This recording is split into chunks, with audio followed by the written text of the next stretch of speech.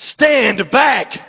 There's a hurricane coming through! The best there is, the best there was, and the best there ever will be. To be the man, you gotta beat the man. Ooh, yeah. You know something, Mean Gene. Raw is Jericho! It doesn't matter what your name is. Austin 316 says I just whipped your ass. Is it surprising that the future is now? How much wood could a woodchuck chuck if a woodchuck could chuck wood? You're welcome. For the benefit of those with flash photography. If you can survive, if I let you. All right, welcome back to another edition of GuysNation Wrestling Podcast. I'm your host, John, joined as always by the next big thing, Rob. I think it should That's be... not a weight joke. What's that? That's not a weight joke. Not a weight joke. That's fine. Not the next big thing. I am the big thing. And right. I'm the Monday Night Delight. Ah, very nice. Mr. Monday Night. We are back after a short break. We've got the Money in the Bank pay-per-view coming up. You can reach us at Guys Nation Wrestling on Facebook and GN Wrestling on Twitter. So you attended Raw in DC, huh? I did. Somehow I lucked out. A scale of 1 to 10 on the overall experience? It was about a 6 or a 7. It was a little better than average. This jackass that was sitting in my row, who probably left like 8 times after showing up at about 8:45, 9 o'clock. He left, so we had to get up and move out of his way. He did that like 8 or 9 times. Ah, that's annoying. Yeah, kind of, and he didn't wait for like commercials or whatever. He just, whatever time. And there couldn't be more downtime than at a Raw, right? Right. So there's plenty of opportunity to get up. Yeah, there should have been plenty, but yeah, he didn't care. It seemed like most people were pleased with the show overall, though, in terms of the matches you got and everything. Yeah, the quality of the matches were really good. Just overall experience, took it down a little bit. But yeah, in terms of the show, I thought it was pretty good. I'm not always a huge fan of the go home show, the final Raw before a pay-per-view. Right. But I'll do it. Yeah. Well, did the tickets cost FREE? They were comped. Absolutely. Nice. So that definitely helped out. Yeah, so you didn't have to have your arm twisted for that one, huh? No, absolutely not. The moment that I heard that I could have 2 tickets, I started my thank you very much. And where were the seats? They were, if you were at a hockey game, it's in the lower level, right where the the arena starts to go up. Right. Yep. So just off the floor, I guess, technically. Yeah. So it was row G. So it was, up. What is that, like 7 rows? Yeah. So you're up a little higher, right? So you can see over the people on the floor and all the stupid signs. Yeah, and that definitely helped. And I was on the hard side, the side with the hard camera. Right. So you didn't bring your Guys Nation Wrestling Podcast sign? I did not. It wouldn't have got on TV? It definitely would not have, and they were definitely confiscating certain people's signs. So I don't know that it would have made it anyway. Oh, really? Yeah. Well, I did see our friend Dukes. He's always front and center when Raw's in DC. Yeah. But they had a sign that was like Brad 316. Obviously nothing to do with the wrestlers, and that made it on. So. Right. Yep. No. And in fact, our friend Dukes, he got tickets from the same guy I did. Right. Only his were a lot better than yours. Yeah, well, one of the guys has a radio show. Right. Yeah. Well, let's just put it this way. One of us on Monday got to go to work. One of us on Monday got to meet Roman Reigns. The guy who met Roman Reigns definitely got better seats. And the other guy sat on the hard camper side. Yeah. Yeah. Okay. So, one of the things that I'm always curious about, I've never actually been to a Raw, although I'm going to one in August, which will be the final Raw before SummerSlam, the go-home show, as you'd like to say. Yeah. I'm always curious about, what the crowd reactions were like, especially now that we have some of these new stars. Did anybody surprise you with kind of reaction or maybe non-reaction that they got? Bo Dallas got a pretty good reaction. I'm not going to say he was the biggest reaction of the night. Yeah. I was a little surprised. I mean, I know people like to goof on Bo Dallas and whatever, but he actually got a decent pop. Somebody got a big pop on the pre-show, and I can't recall who it was, but it was something that was filmed for Superstars. Zack Ryder? Nope. I'll look it up. I'll look to see what's on the card for Superstars, but it was crazy. Anyway. Yeah. So what would you say was the biggest pop moment of the night? People are going to hate to hear this, but it was definitely John Cena. Yeah. Yep. In terms of somebody's music hitting and all that. Yeah. It was definitely him. But as far as individual moments, I mean, I was thinking maybe the "Excuse Me" Stephanie had to be up there. That was pretty big, but Vicky kind of yelled that, and so people were kind of cheering loud enough so that they could get their cheers louder than Vicky. But although there was when people were chanting Eddie over and over and over again, that was pretty loud. And at the end of the show, I don't even know if they showed this on Raw itself, but when Stephanie was in the mud and Vicky got to the top of the ramp, she did like a shoulder shimmy like Eddie used to. Yeah, they showed that. Yeah, and that got a pretty good reaction. Yeah, definitely. Yeah, but those definitely weren't the pops of the night. I think the pop of the night was when Dean Ambrose broke away from the referees, climbed up over the announce table, and knocked down Seth Rollins again. I love that shtick. He's run across the tables multiple times now. Yeah. That's just kind of a, it's something that I guess has been done before, but to make it something consistent where it's like part of your shtick, I just think it's hilarious that he would even come up with that. Yep. That's awesome. Yeah, I've been really impressed by Ambrose. We're definitely going to spend some time talking about the Shield members individually now that they're all kind of going in their own direction. Yeah. Definitely looks like we might have 3 main event players like right off the bat here. Right. I'll tell you what it was on Superstars that got a bigger pop than I thought it would. Was that Adam Rose? Oh, right. It wasn't a huge. Forget that. Well, I don't know. I think it's Don't because be a lemon, be a rosebud. And it wasn't necessarily a pop for him, but it was people singing along to that damn song. You weren't excited about it? I had just gotten there and trying to figure everything out. Just paid way too much for a bratwurst. Right, on top of your free ticket. Yeah. Playing some more, Rob. All right. Thanks again, Joe. So speaking of chance, somebody did point out, and I'm guessing it's not actually the case, but that it seemed like this was the first show, since Royal Rumble that there wasn't a CM chant. I'm guessing there probably was, but it just didn't really come through on TV. There were definitely 2 or 3 CM Punk chants. Yeah.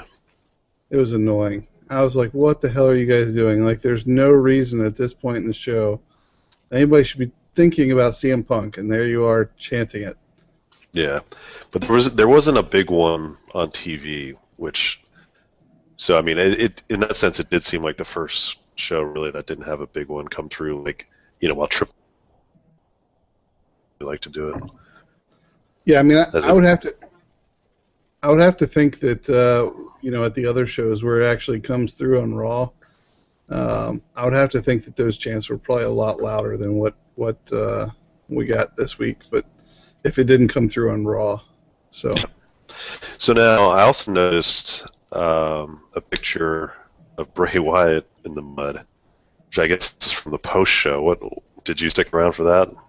We didn't. Ugh.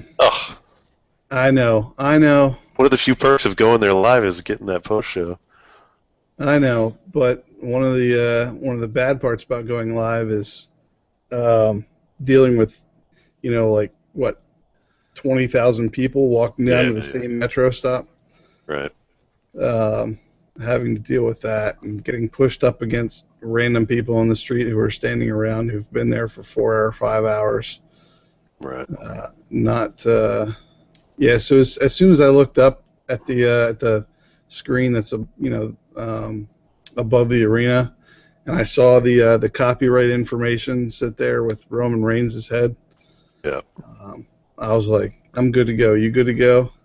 And my buddy has to get up at like 3 a.m. Oh. Yeah, because he gets to work at 4 and works sucker an hour a day. And what is he, hassling porn? Who gets up that early? Government workers. He does shift radio work. show hosts. Right. Real radio show hosts.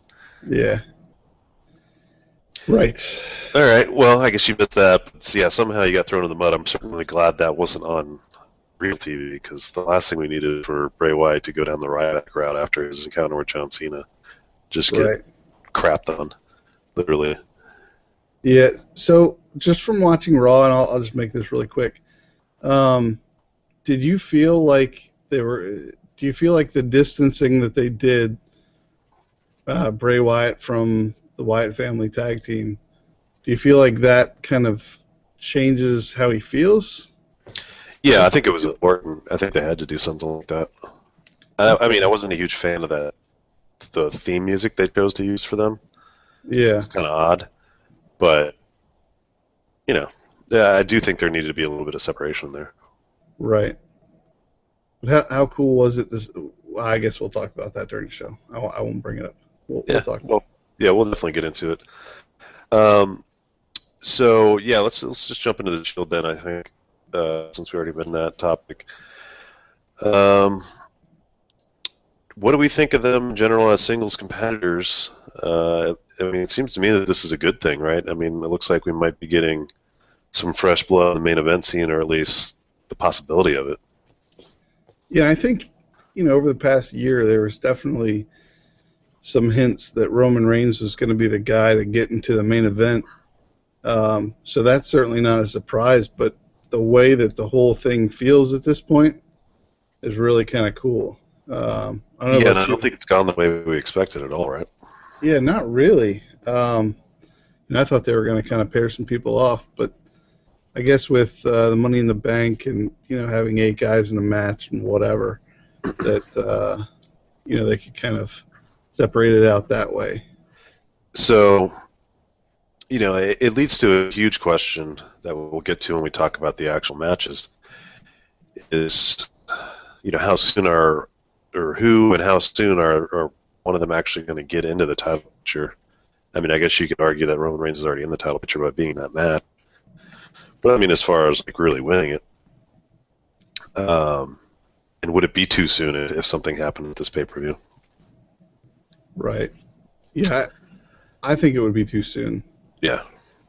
So that begs a question that I'm kind of tossing around in my head is what do you do with them if they're not going to be walking out with a briefcase or a belt?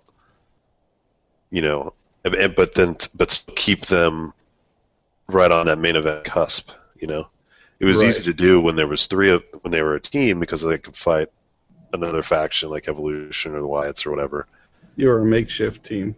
Yeah, but now you run the risk of one of them getting lost in the shuffle, because all 3 of them need to maintain their push, I would think.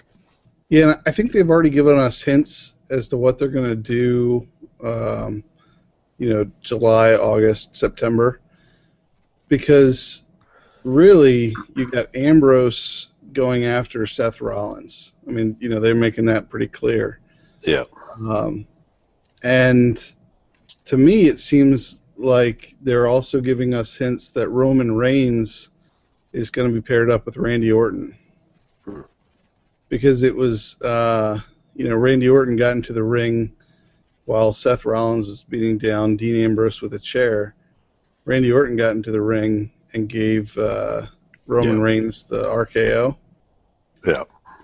And because those two guys are in the title match this Sunday, I think you're going to see some stuff between them where, like maybe Randy Orton's going to get the belt or something, and Roman Reigns is the one that stops him. Well, and I think that's got to happen. And we could talk about Reigns for a little bit here because, his entire run so far has been as a tag partner. Really, we haven't seen too many solo matches of his. He's getting that hot tag pop, where he comes in and only has to do a few moves and everybody's excited. But when are we going to see him have, that 15, 20-minute match? And what do we expect out of him? I mean, can he pull that off? I think he can. I think he will. I think he's got enough moves that he can string together something good. And I think, putting him up against Randy Orton is going to help because Randy Orton does a lot of rest holds. That'd be pretty ideal. Yeah. Him or Triple H. I still think Triple H might come into play with Reigns. Yeah, he very well might. To me, I like the fact that they had segments like the one on Raw where Roman Reigns is there with Sheamus. Yeah. It's those two guys talking, because to me, like, that separates Roman Reigns from the group mentality, and it puts him in a scene with another main eventer. And they're going to be tag team partners, on Raw, but they also kind of had a little bit of tension between them. Yeah, you had to have that. I mean, I thought the whole thing was a little odd that they did that 7-man match. Yeah. They repeated it from SmackDown, and like, really, I don't even know why Bray Wyatt was there. It should have just been on 3-on-3, and he should have had nothing to do with it because he just doesn't fit. He should be that lone wolf. Yeah. But no, I agree. They're giving him a little bit of development there with that. But yeah, I think he's obviously on a trajectory of Cena-like proportions in terms of the way they might end up protecting him, and But what are we going to do about his mic skills? I mean, are they good enough? I mean, I don't really feel like they're anywhere near good enough.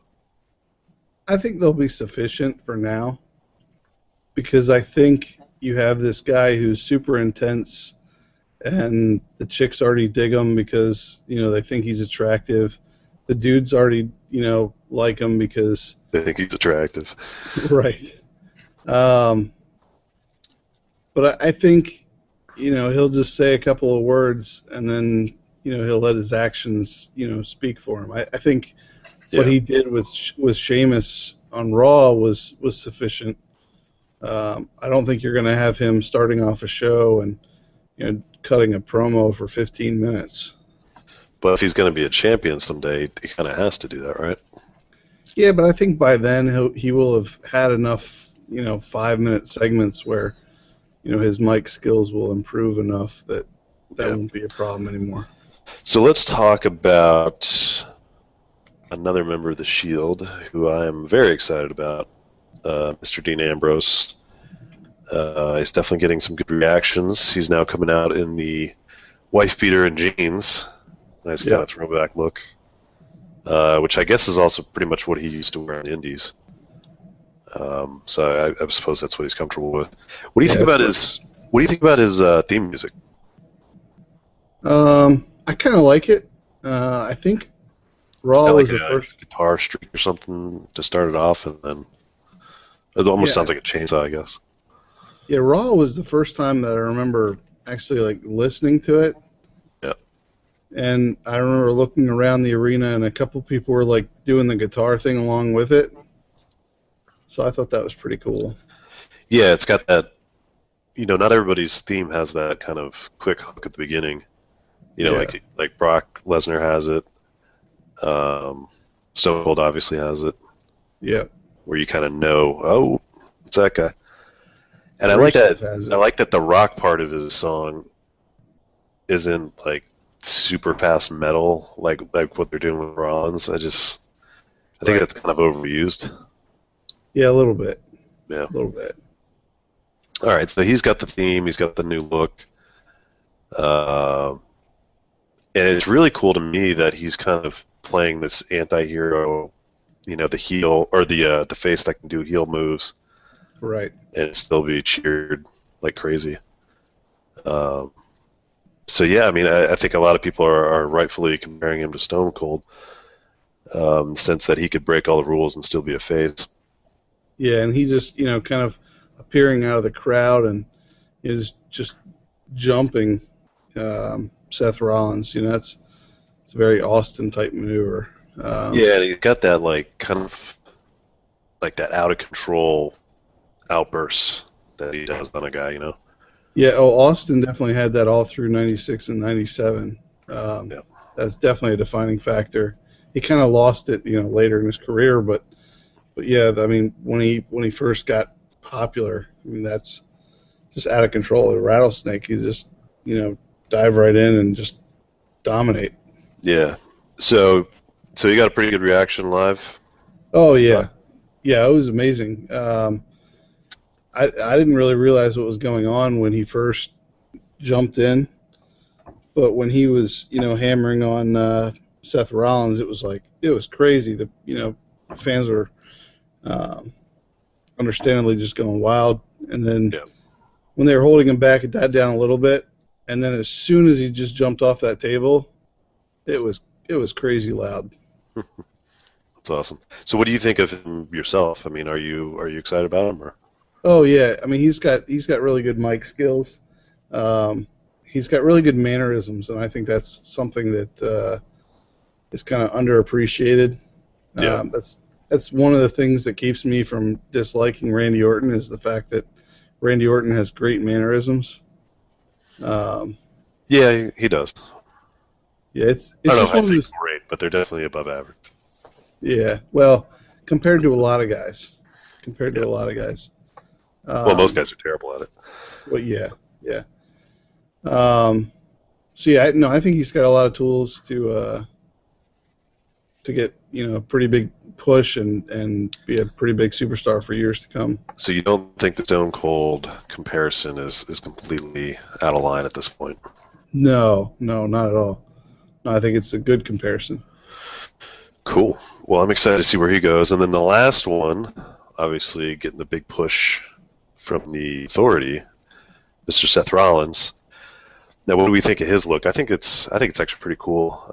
Initially, I thought it was weird when he came out and he had like the leather vest top on. Right. But when he took that off and just went with the pants, it looked much better. Yeah. I saw a picture online on our favorite forum, Squared Circle on Reddit. I saw a picture on there where someone compared it to like a superhero outfit, where it was like leather pants and like a leather shirt type of thing. Definitely kind of resembled that. Yeah, but on Raw he was definitely just sporting the no shirt with those pants. Yeah. And no, it looked pretty cool. It wasn't a huge change from what he used to wear. It was still black pants, but the belt or the whatever looks like a belt with the silver buckle. It definitely looks cool. Yeah, and you can really see how good of a fit it is for him to be part of evolution, so to speak. Right. Like he really does kind of fit the part much better than Ambrose would have. Oh yeah. So, I'm wondering, does he kind of get the Randy Orton treatment? Where Randy Orton became kind of he was like one of the youngest world champions ever, if not the youngest. and just kind of get pushed to the moon right away, and has been in the main event for a long time. Do we see the kind of trajectory for Orton with Rollins? The fact that he's already, being paired up with someone like Triple H. I don't know that Seth Rollins will have the belt anytime in the next couple of months. Yeah, but I'm just thinking long term for him as a. Yeah, I mean, I could definitely see him as being. Yeah, I mean, I could see him being a superstar. I could see him being a multiple-time world champion. I think at some point he'll dip back into the tag division because I feel like his style meshes well with a bunch of other people. So I don't think he's too big. I actually think that'd be kind of hard to imagine. I mean, I guess everybody eventually goes to a tag, unless you're The Rock. But even he did. I don't know. I feel like he's gotten such a big rub from what's happening right now that he'd be the last one of the three I'd expect to go back into a tag team. Oh, see, I don't see Roman Reigns as going back into a tag team at all. Yeah. But I do feel like if someone like Batista comes back, I could easily see Batista and Seth Rollins tearing through the tag division while Randy Orton feuds with whoever the world champion is. Right. Yeah, that's possible. Yeah. So, do you have an early prediction, which we will probably forget about and never revisit, on which of these three becomes the biggest name 10 years from now? Oof. 10 years from now. Can you put your money down? So, like, if we were at, say it was 1997, 98, right, and we were looking at guys like Stone Cold and The Rock and all that, yeah. I guess the answer would ultimately be that Stone Cold was the biggest wrestler of all those guys, right? Yep. Although The Rock became the most famous. Right. Right. But I think at the time, before any of them had their title reigns, I'm sure there was a hefty debate. And, I think these guys could end up, maybe not reaching that status because wrestling will never be as big as it was. But, they could be this generation's big three, so to speak. Right. So you're saying which of the three will have the most success in wrestling? Yeah. Yeah, I mean, I guess, essentially. Who would be the top dog, if there is going to be one? I'll probably have to... this is tough. I'm probably going to have to go with Dean Ambrose. Nice. How about you? Which one do you think? That's what I want to go with. I definitely think Reigns is more likely, but I think Ambrose is the more natural kind of star, Yeah. He's the guy that can pull it off, and because he just has everything going for him. See, I almost wanted to go with Roman Reigns, just because I feel like he seems cooler. Something about Seth Rollins just feels like, I don't know, kind of like he'd be an asshole. He kind of has that feel to him. So I'm not sure how well that translates to him being a face. I'm not sure how it translates. Yeah, I don't really get that vibe from him, but for me, like, his trajectory feels kind of like Jericho. He's got a very similar type of style, and I think he'll be successful and win a lot of titles, but Jericho was never considered the top dog. Right. Although he could believably be in the ring with all the top dogs and beat them, and nobody would bat an eye. Yeah. Just something about Seth Rollins' look. I don't know. Just something about it. Just makes it's me the feel. Big Tone hair, isn't it? Yeah, a little bit. All right. Well, that's a lot about the Shield. We're going to be talking a little more about them when we get to the pay-per-view, which I think we should just go ahead and do. think maybe the first thing we should say though about pay-per-view is that Daniel Bryan's going to be on the pre-show, Right. in lieu of having a match. Of not him having a match, but they're not having any pre-show match. Right. It's just going to be some sort of Daniel Bryan State of the Union address, I guess. I don't know. What do we have any idea what the heck he's going to say? I don't know. I would have to this is think, BS that he got stripped of his title, or what is? honestly, I would bet that they are going to have some sort of encounter with Triple H and or Stephanie, Right. where he essentially says, you strip me of the belt, and I can understand that, but I'm going to be the first one in line to get a title shot, and I could see them kind of saying, look, kid, you put us in a bad spot, you hurt your neck, we can't guarantee that. I think it kind of sets them up as if to say, look, you might be the former champion, but that doesn't mean that you have a rematch clause because you didn't lose it to someone in the match. Yeah. It's weird. I mean, I do think that there's something to be said for a guy like Daniel Bryan is more entertaining chasing the belt than having the belt. Right. Kind of like Austin. Yeah, so this could certainly set him up for just another chase. And it's believable in the fact that he actually did have to have surgery, and so it's not all contrived. Yeah. But yeah, you're probably on the right track. I'm just wondering. I mean, do we think there's any possibility he gets physical at the pay-per-view, either during this pre-show or sometime during the actual event? Will he attack someone, or I guess it's not really his style, is it? Not really. Not really. Yeah. So I'll predict no. Yeah. Well, it'll be interesting. I mean, and they're voting a pre-show to it, so there's something worthwhile is going to have to come out of it, I would think. Yeah.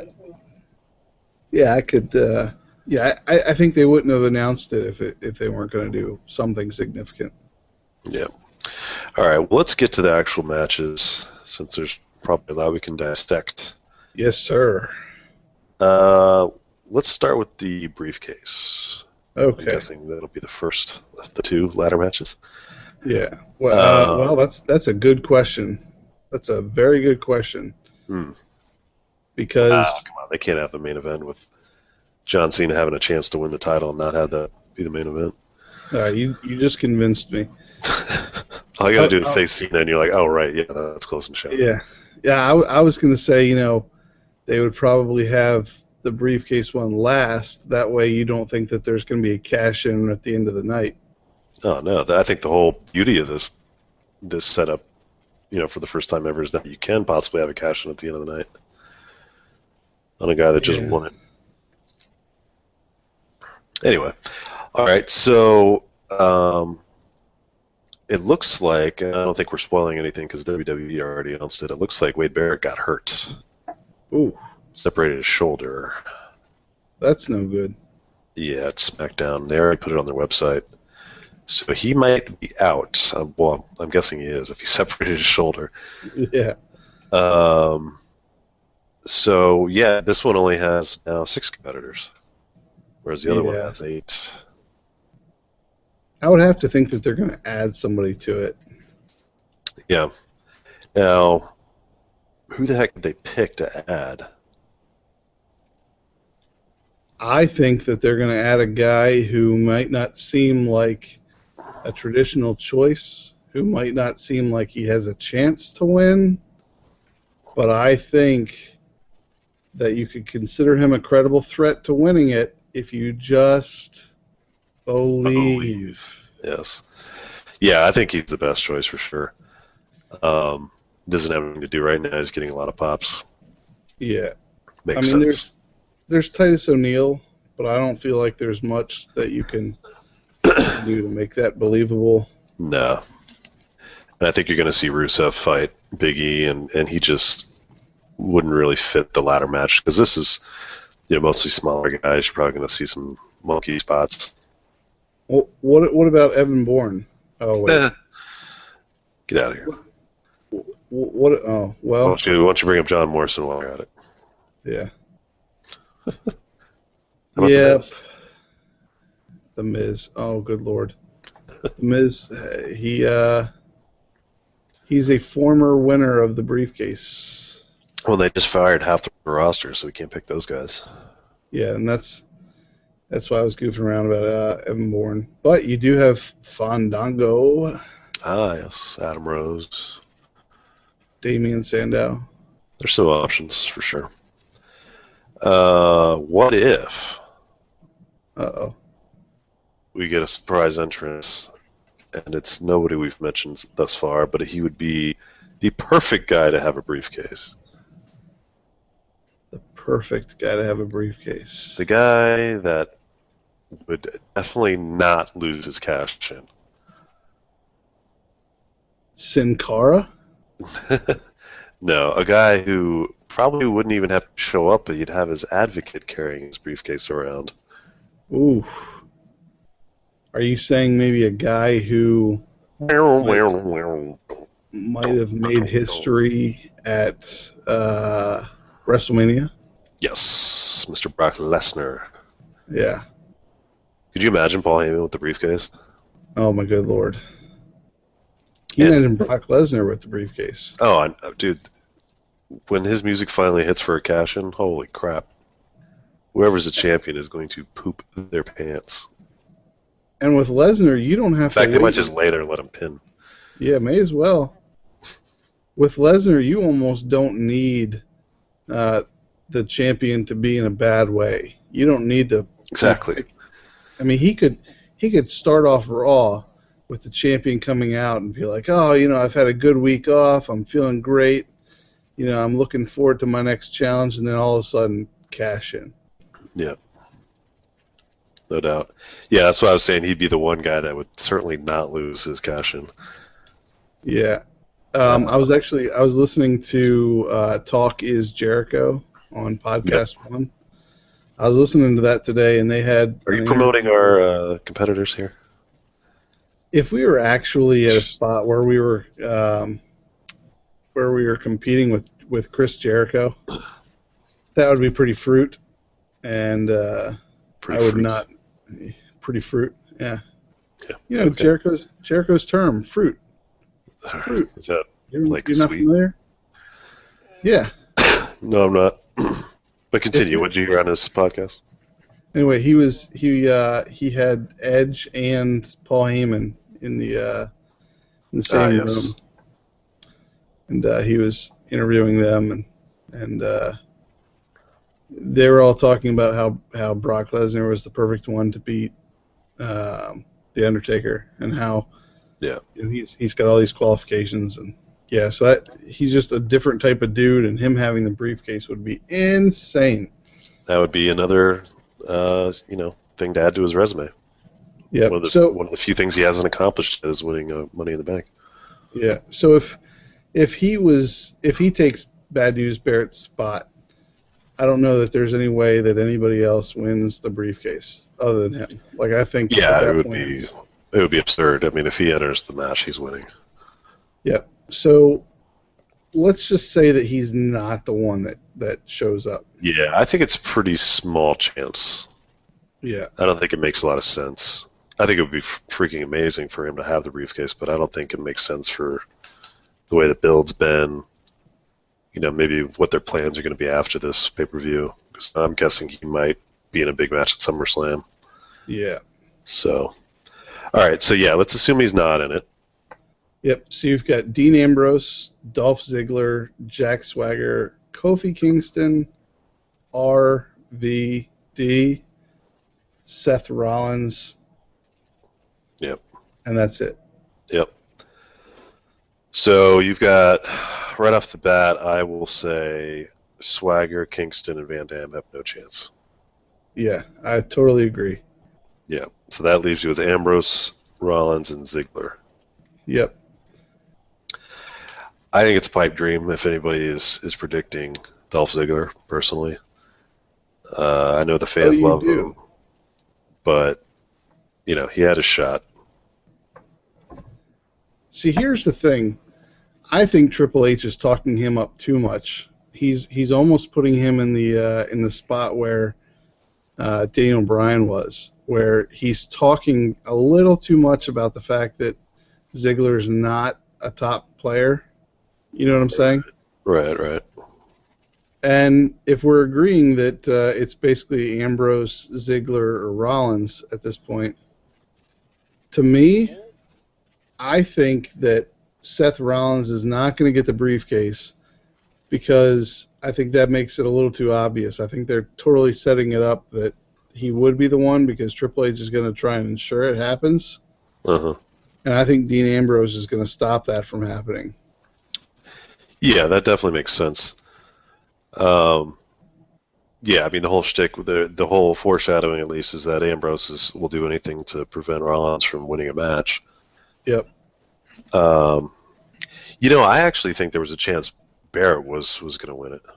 Oh, absolutely. In fact, on Raw, when they announced that that Barrett was going to be defending the Intercontinental title against Dolph Ziggler, my first thought was, okay, Ziggler's going to be the new Intercontinental Champion, and bad news, Barrett's going to be the briefcase holder.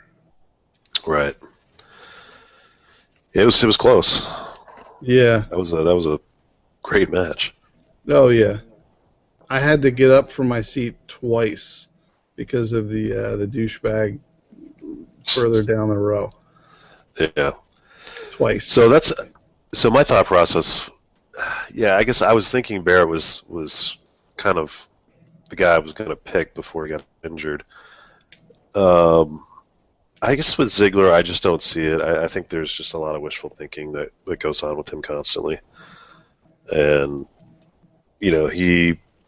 I think he had a shot to do something, and they just, for whatever reason, they don't want to rely on him.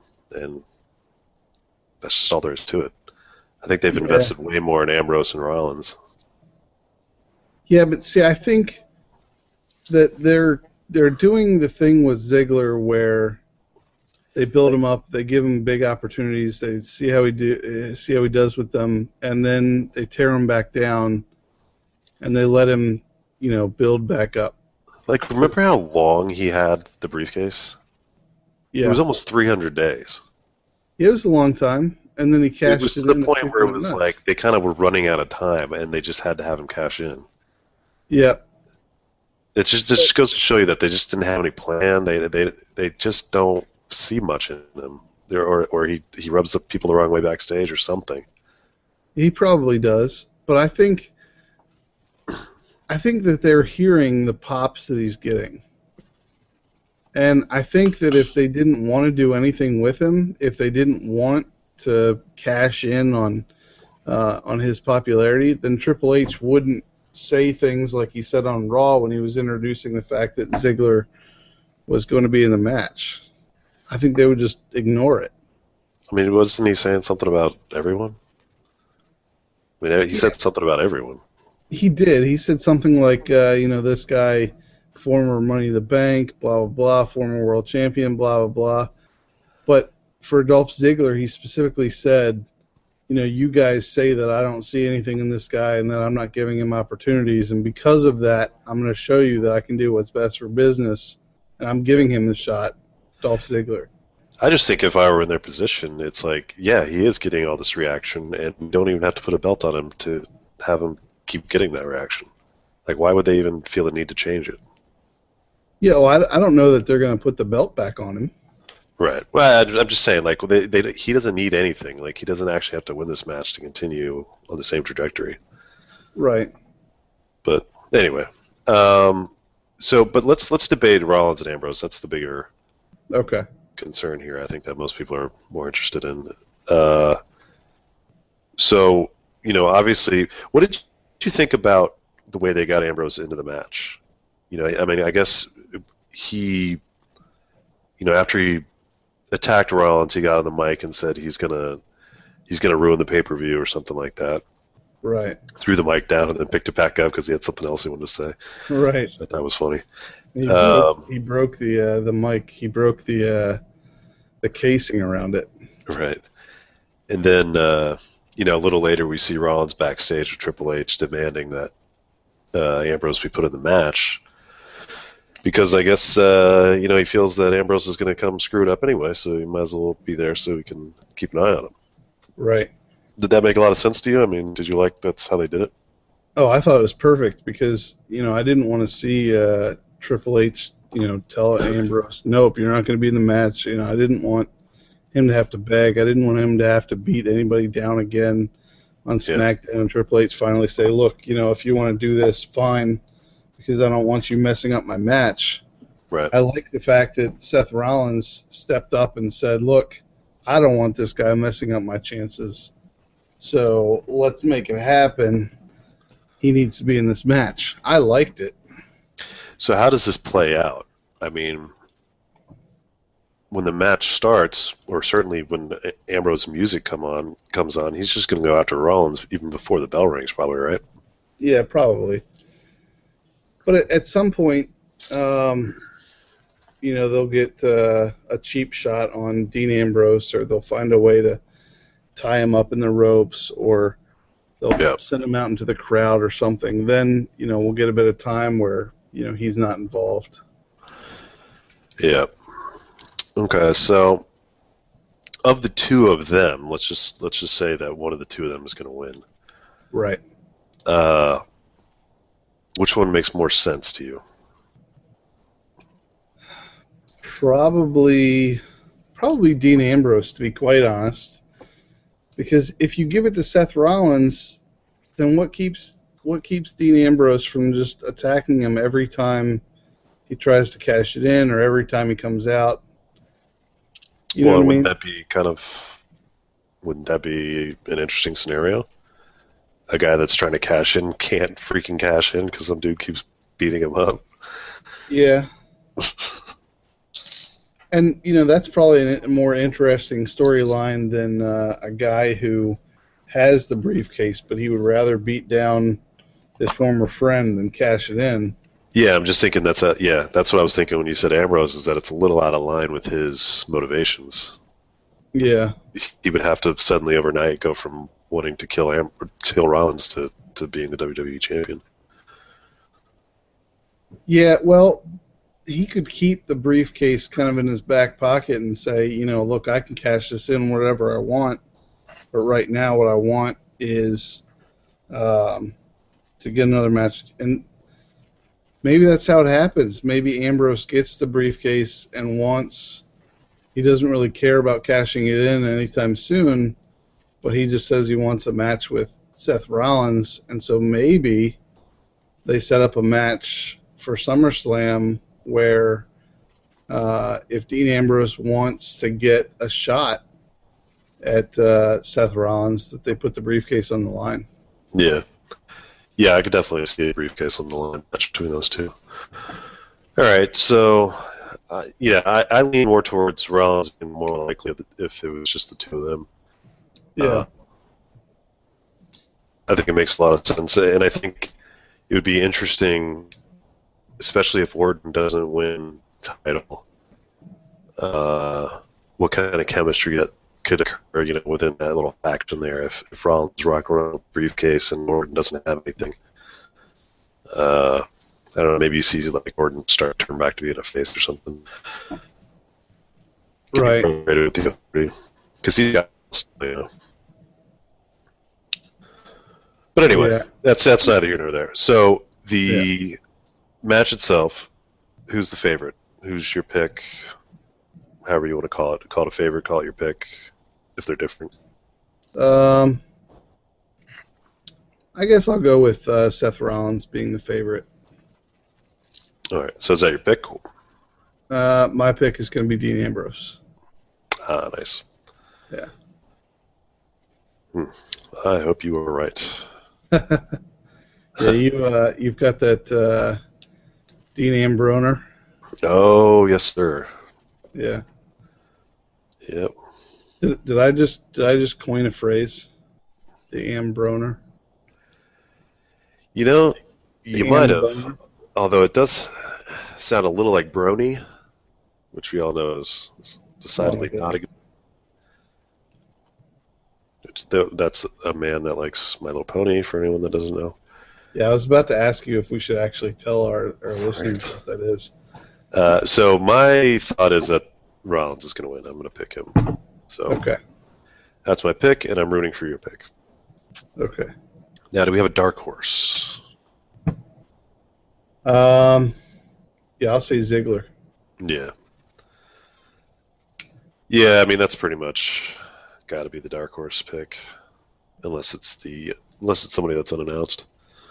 Yeah, I don't think there's any chance that Rob Van Dam does it. Yeah, I think it'd be cool, but it's just not going to happen. Chris Jericho on episode 50 of Talk is Jericho made a good point about how WWE books things, and he talked about Kofi Kingston specifically. He talked about how hot Kofi Kingston was at one point, and he put Randy Orton through a table, and then like 2 weeks later they just kind of gave up on him and just kind of ignored it. Yeah. So it's kind of, look at where we are now.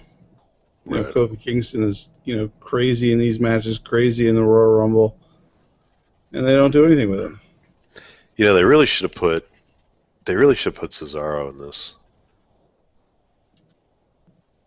Because right now there's, especially with the Barrett injury, which they couldn't have foreseen, but right now there's 4 faces and only 2 heels.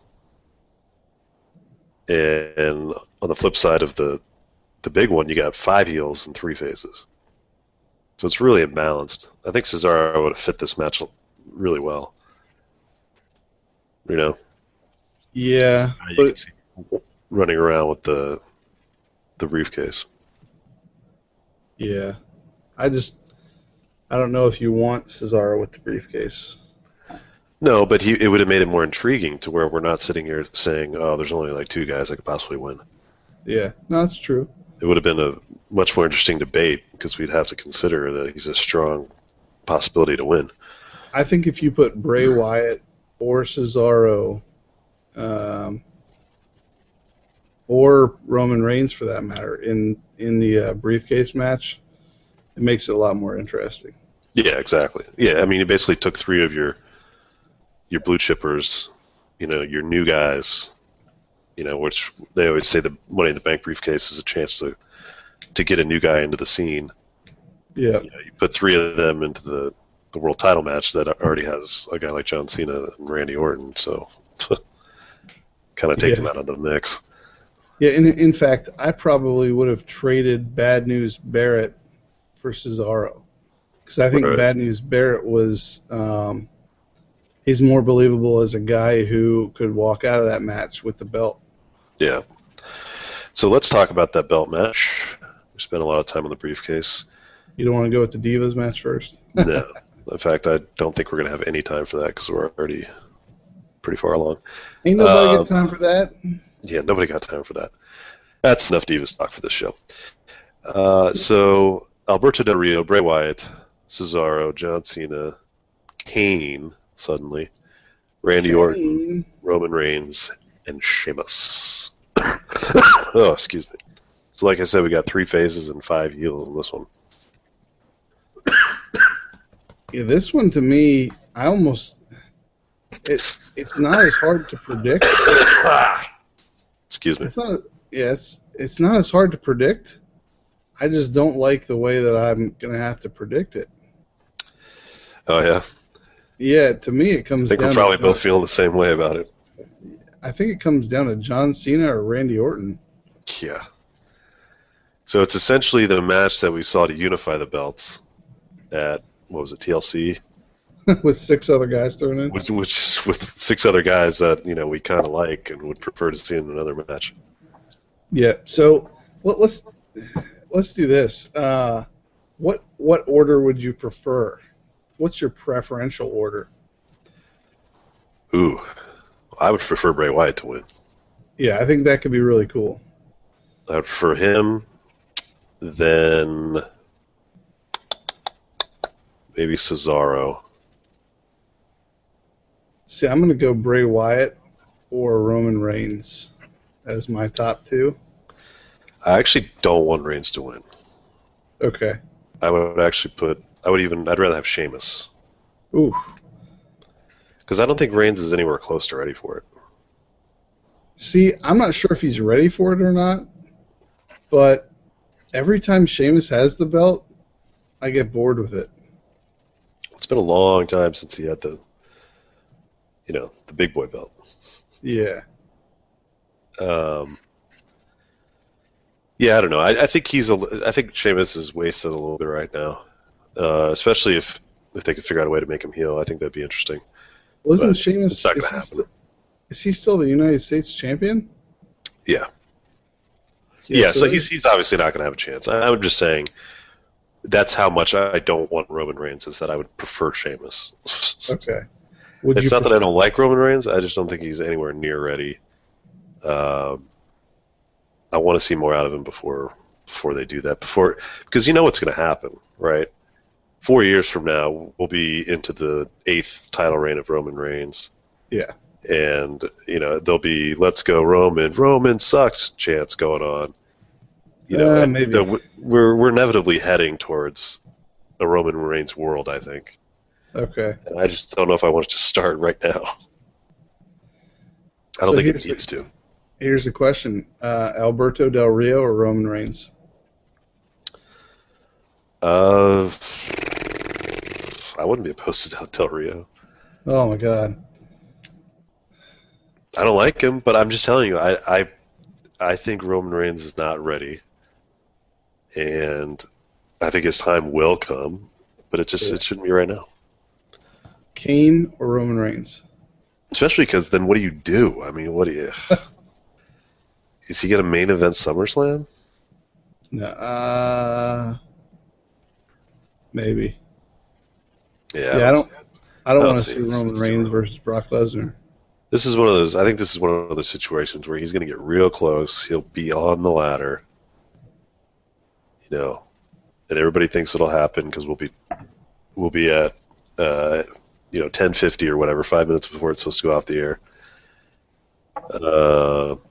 But he'll be pulled down, and then he won't get another title shot for a little while. So, is this all about whoever wins this match is going to be essentially facing Brock Lesnar at SummerSlam? Is that what we're kind of predicting? I think that's the obvious move, which of course begs the question: how does Daniel Bryan fit in? But I guess we'll figure that out later.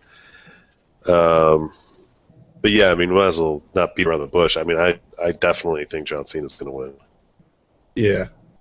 And we'll see Brock Lesnar either Sunday or Monday night to get the ball rolling for a feud between those two.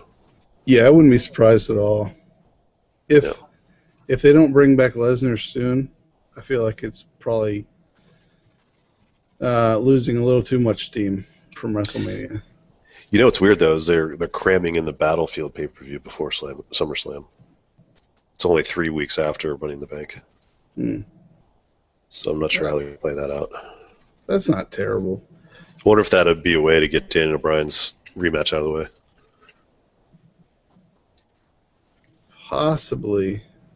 I guess there's always the chance that Daniel Bryan will get a title shot at Battleground and that Brock Lesnar will interrupt and that we'll get Brock Lesnar versus Daniel Bryan at SummerSlam.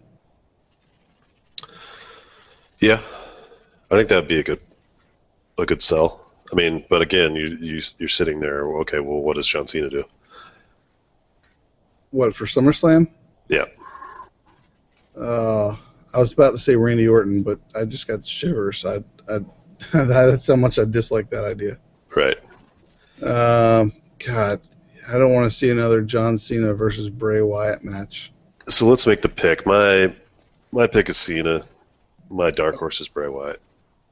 I'll go Orton with a dark horse of Bray Wyatt.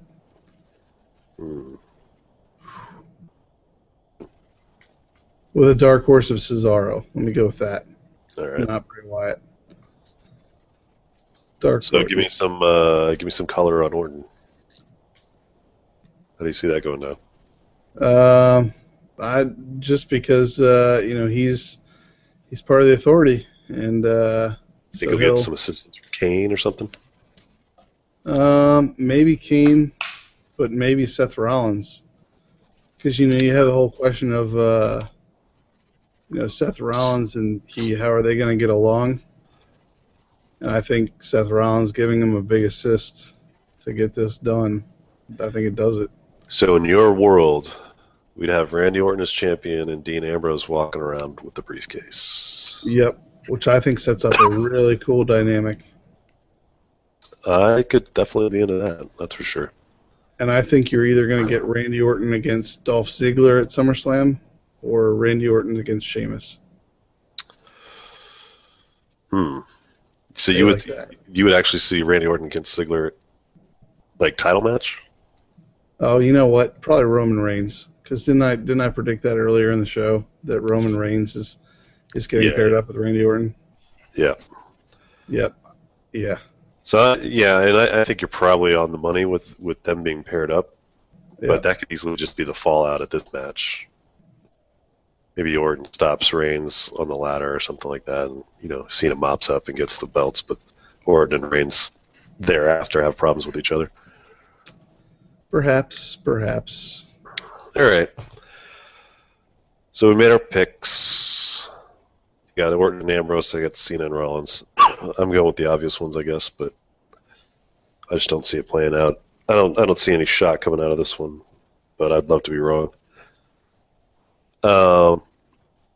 So, we're coming up on an hour here, but let's briefly talk about the Wyatts being in the tag match. Yes. Another chance for gold for the family. Yes. Is it time for the Usos to drop the belts? Absolutely.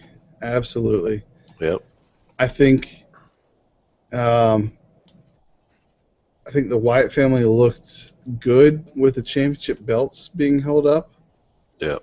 I think for some reason it just makes them seem a little more menacing. And the Usos are a much better tag team than I was giving them credit for before. Yeah. But they're only a one-time champion. This is their first reign with the belts. And I think you take it off of them and then you let them stew around a little bit, whatever, and you get them back before the year's over. Yeah. Because I think at that point, them being a two-time champion and having them chase the belts a little bit just makes them all the more credible. Yeah, definitely. Yeah, I think they were a little underrated for a while, and I think they're showing that they belong in the tag title picture, and they're worthy champions. I mean, they do put on a good match. So yeah, I agree though. It does seem time for the Wyatts to get some gold, and this could be a way to, I don't know, keep them fresh after basically getting Cena'd. Right. You probably need a little gold in the family. Now, how great would it be if they win and Bray Wyatt wins, and then we have the Wyatt family with all the gold? Yeah, when Bray Wyatt mentioned something about that on Raw, the idea kind of floated around in my head, and I was like, how would that feel? And something about it it doesn't feel right.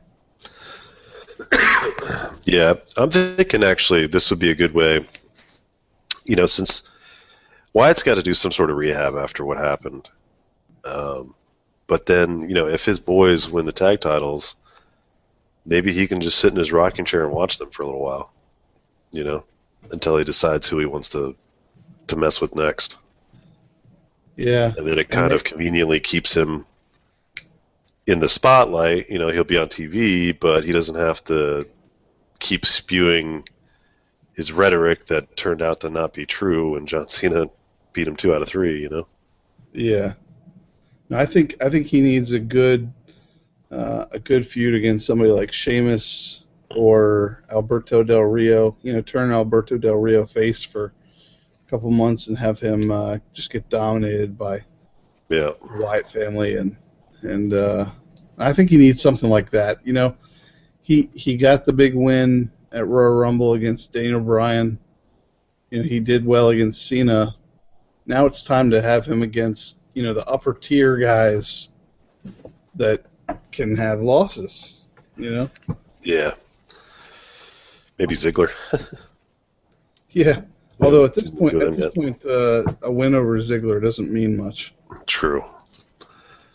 But it would be a win. Yes. Yeah, so it is interesting. I mean, overall, they've built up a number of guys here to the point where they're believable in the main event. They're going to have to figure out a way to juggle them all. Yeah. Keep them fresh. You know, I guess with a 3-hour Raw and SmackDown, and now they're actually using main event to push storylines. I mean, they got plenty of television time in which to do this. But yeah, how about this? How about right now WWE is happy that they don't have CM Punk on the roster. How about that? What in the world would you do if CM Punk came back tomorrow? You know what I mean? Like, what would you do with him, you mean? Yeah, I mean, like, how in the world would that... I mean, that would shake up the card something fierce. Yeah. I don't know. I mean, don't get me wrong. It would be it'd be a good problem to have, but... Yeah. You just wish that somebody like Cena would take his ball and go home. Yes, or Randy Orton. Because then that would open up a lot of real possibilities. Yeah. But how about if Batista was still here? At least he knew when to walk away and walk alone. I think it was always planned to be like this. I think it was always planned for him to be back for a little bit, and then. Yeah, but you know he was probably promised some stuff that he didn't get, and he had to agree to say, "All right, let's change the plans." Yeah, maybe so. Yeah. Alrighty. Well, I think that's our preview show. Anything else? We want to talk a little bit about the fact that a bunch of people got released. Were there any surprises there? Yeah, I mean, I was surprised Brodus Clay and Drew McIntyre. Drew McIntyre did another good interview with Jericho. Yeah. Yeah, Brodus is a little surprising because they obviously put some effort into him. And he was over for as much as I didn't care for the whole Funkasaurus, whatever. Someone better call my mama. You know, for as much as I didn't really care for all that and the thigh shaking, right? He got over, and he had potential to be a heel. You know, he had that. You know, you can teach a guy to wrestle, you can teach a guy mannerisms, but you can't teach someone to be that big and that tall and have that monstrous look. And I don't know why they just gave up on it. Yeah. Well, you never know what goes on backstage. Maybe he was lazy, you know. Maybe he was tough to work with. You never know. Perhaps. I mean, it's a grind that they're on. Yeah, but I'll definitely say that give it a couple years, Drew McIntyre will be back, and he'll be awesome. I was actually slightly surprised, you know, just looking at the list here of the releases. It was, well, I'll just run the list down if anybody didn't know, but JTG, Drew McIntyre, Jinder Mahal, Oksana, Kurt Hawkins, Teddy Long, Camacho, Brodus Clay, Evan Bourne, Yoshitatsu, and some ref named Mark Harris. I was a little surprised by Jinder Mahal because I thought he had a pretty unique look.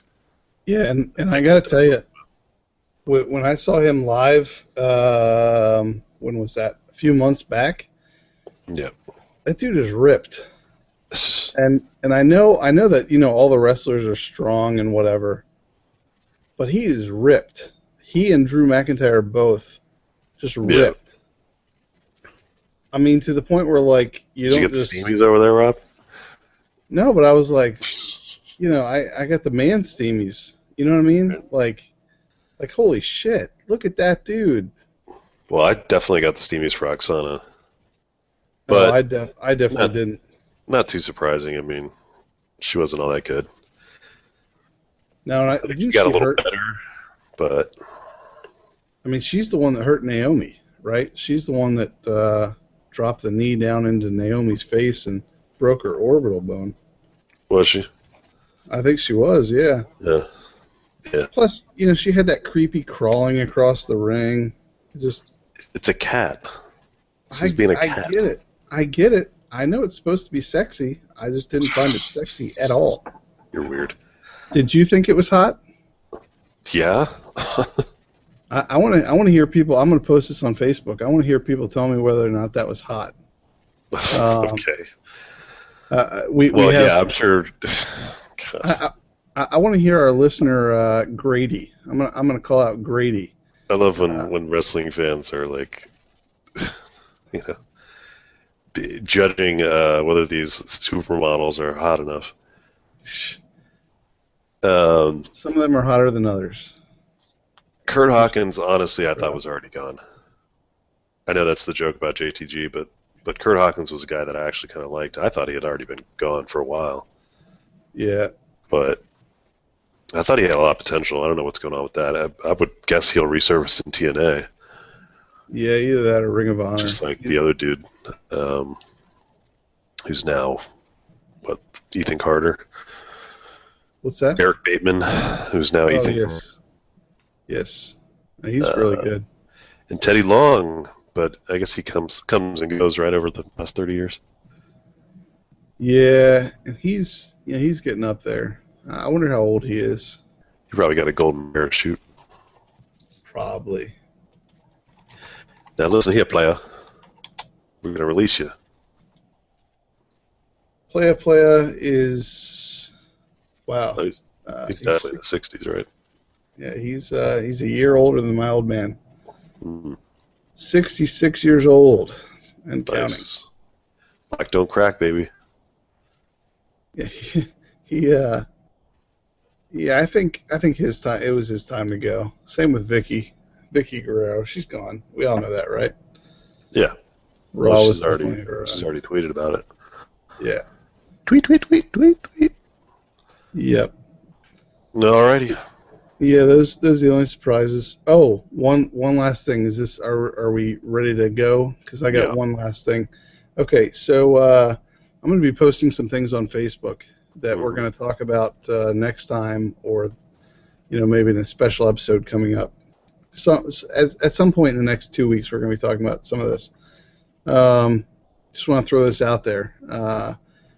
Maybe some of our favorite Vicky Guerrero moments now that she is no longer in WWE. Right. And some of our favorite Eddie Guerrero moments. You hear all those people getting really excited about the Vicky Guerrero list. Yeah. Yeah, I know it. I know it seems like on the surface that there's probably not a lot of those moments, but I think even if our listeners can't find any, I'm gonna find some good ones. All right. What we hope for at SummerSlam, what do we want to see? Yeah. We'll still be 2 pay-per-views out, but after Money in the Bank, we'll have a pretty good idea of what the possibilities could be. Mm. And I had a couple of questions about the legacies of AJ Lee and CM Punk. Because it doesn't look like we're going to see either one of them in 2015. No. Somebody's having a baby. That's what I hear.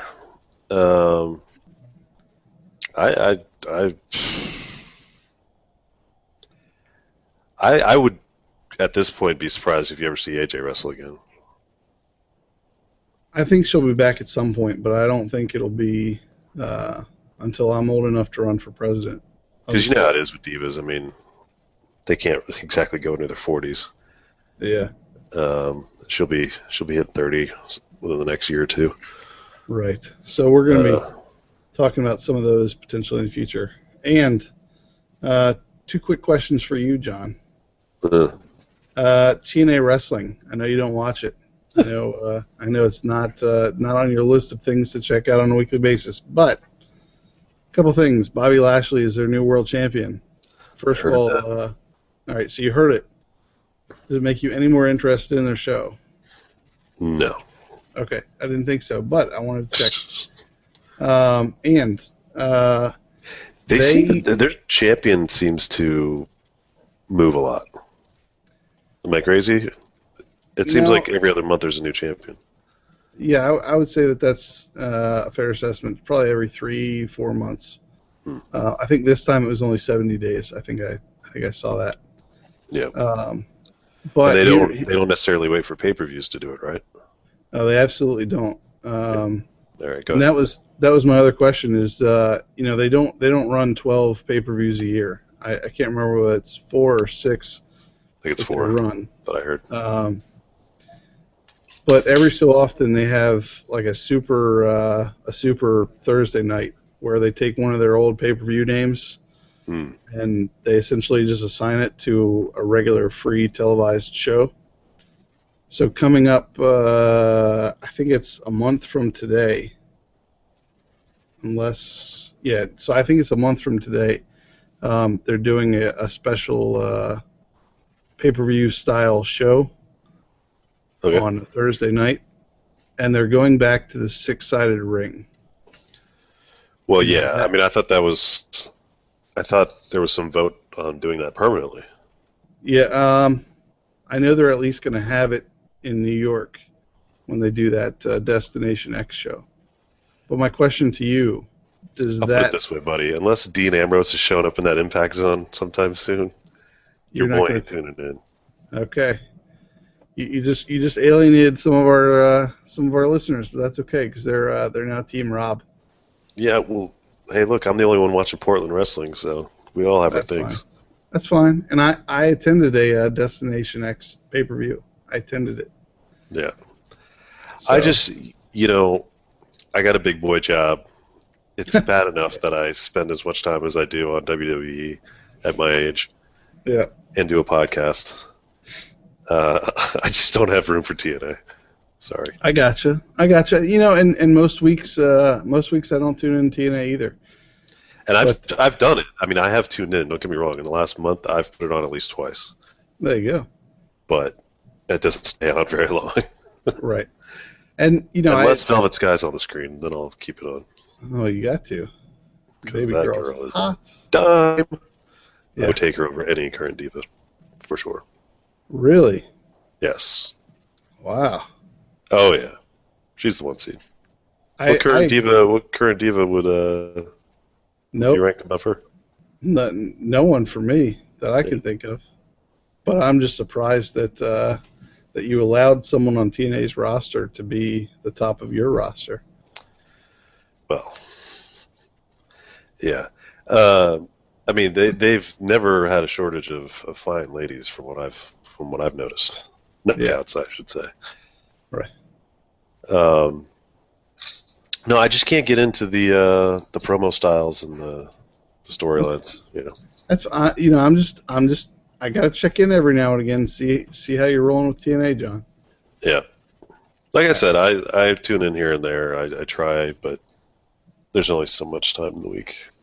That's fine. So I understand even if our listeners don't. Yeah. Well, it takes all kinds, right? If we had the same exact perspective, it wouldn't be that interesting of a show. Yeah. I'm sure it's debatable how interesting the show is in general, but but if we both felt the same way about everything, it would right. It would be less interesting than it already is. Besides, being a hater on TNA, I think at least makes for some good shtick. Yep, but just in case the people are wondering, it's not shtick. You really hate TNA. That's all right. I wouldn't say hate. I just disrespect. Well, there you go. Actually disrespect. You should say hate, and then all the TNA people would be all about listening to hear if you'll ever change your mind, see what I can do to change your opinion. I think what I said is about the most accurate thing. Unless Dean Ambrose shows up in that Impact Zone right now, my eyes are glued to WWE instead of TNA. Well, whatever you do, don't talk shit about Ring of Honor. Oh no, I DVR that. Do you really? Rarely watch it, but I do DVR it. I would watch it every week if I could, but I cannot. It does not come on in my television area. Well, we live in a hurting area. Right, the nation's capital. The nation's capital. It is no longer the nation's wrestling capital. No, it is not. Capital Wrestling moved out of there a long time ago. Yeah. Well, alrighty. That's all I had. Today. Until next time. Yeah. Hopefully we can pull ourselves together this time next week to lament John Cena as our new champion. Yeah, let's hope that we don't. And for now, Johnny, ring that bell because this one's in the books. Right on. All right, see you next week.